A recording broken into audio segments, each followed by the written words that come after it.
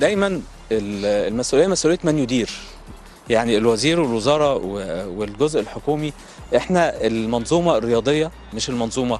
الاتحادات الرياضيه هي اتحادات بتتبع فنيا اتحادات دوليه، وداخليا في قانون رياضه ادى الجمعيات العموميه الحق الكامل مع مجالس ادارتها وليست الوزير.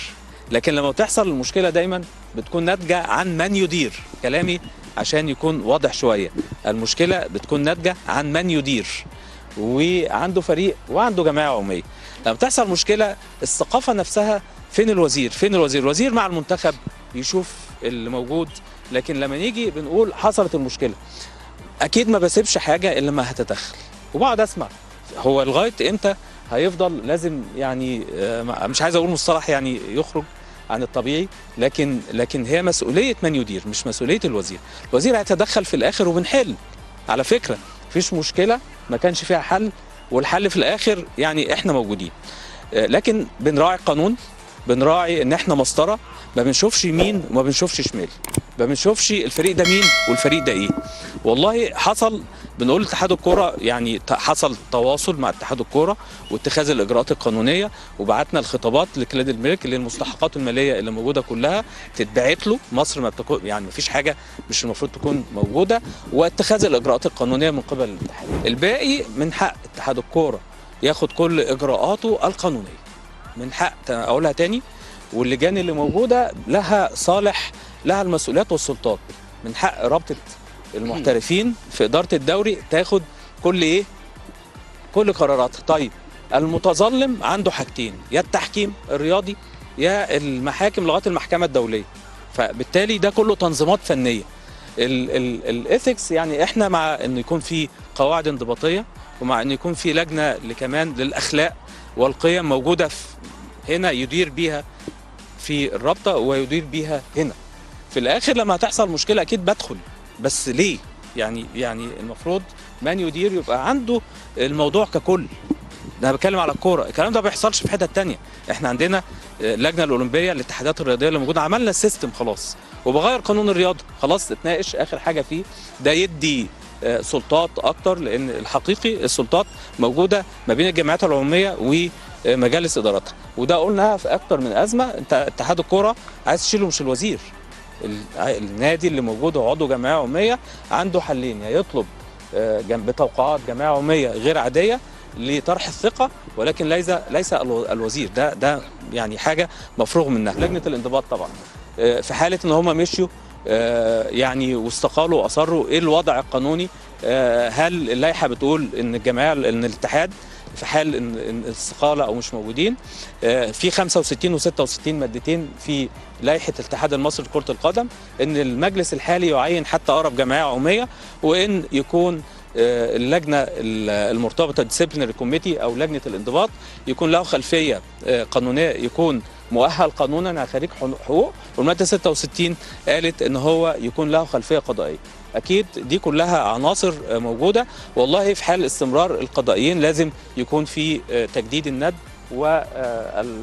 والاستسماح ليهم من خلال الجهه الاخرى الرسميه وهي وزاره العدل، وبيمرر هذا الموضوع من خلال وزاره الشباب والرياضه.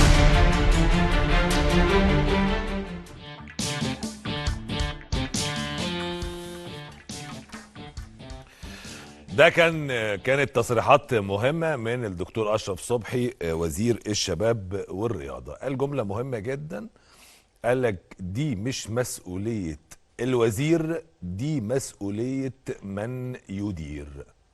دي أهم جملة اتقالت، ودي خلاص بوضوح قالها الوزير، دي مسؤولية من يدير.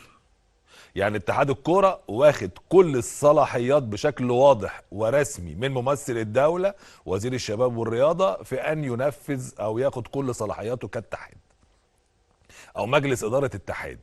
يجيب لجنة انضباط ويعين لجنة انضباط بشكل واضح، قال هو الوزير لحتى اقرب جمعية عمومية. فلازم اتحاد الكوره باسرع وقت يعلن عن لجنة جديدة للانضباط بعد استقالة اللجنة اللي كان بيديرها او بيترأسها المستشار محمد عبده صالح. إذا لم يتراجعوا عن الاستقالة يعلن اتحاد الكورة عن لجنة جديدة تعيد الانضباط مرة أخرى لكرة القدم المصرية. وفيما يخص مسألة القيد مع الزمالك مش مسؤولية الوزير، دي مسؤولية من يدير. فعلى اتحاد الكرة ان يطبق القانون واللوائح. اذا القانون واللوائح تسمح للزمالك بالقيد بعد ما اتقفل الباب دلوقتي يحدث. اذا القانون واللوائح لا تسمح للزمالك بالقيد بعد ما اتقفل الباب، خلاص لا يسمح ان ينفذ اللوائح والقانون على اي حد، على الكبير وعلى الصغير.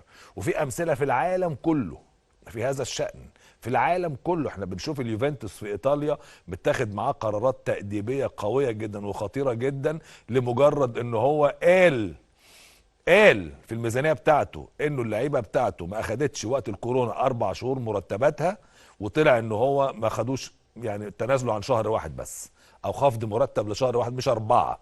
واتخذت مع اليوفنتوس ادالهم الفلوس المرتب بشكل اخر، عباره عن مكافآت وعباره عن حاجات والقصص دي. فاخدوا قرارات انضباطيه هناك، لا عملوا حساب بقى للاعلام، ولا عملوا حساب للنادي اليوفنتوس المسؤولين، ولا قالوا ده نادي اليوفنتوس النادي المهم والاساسي واكبر نادي في ايطاليا او من اكبر انديه العالم. الاعلام بتاع يوفنتوس هيقول علينا ايه، الجمهور بتاع يوفنتوس هيعمل ايه. هو بينفذ اللوائح من غير ما يبص لاسم النادي. اهلي، زمالك، اسماعيلي، مصري، انبي، فيوتشر، بيراميدز، محله، اسوان، فاركو، اي نادي في الدوري المصري تنفذ عليه اللوائح والقوانين طبقا للوائح وقوانين الاتحاد المصري. هنا ستكون المسطره واحده والعداله واحده، والناس هتشعر باطمئنان وهتشعر بالامان بشكل واضح. قال لك دي امور فنيه واداريه، مش مسؤوليه الوزير، مسؤوليه من يدير. من يدير بقى اللي هو في اتحاد الكره، الاتحاد من يدير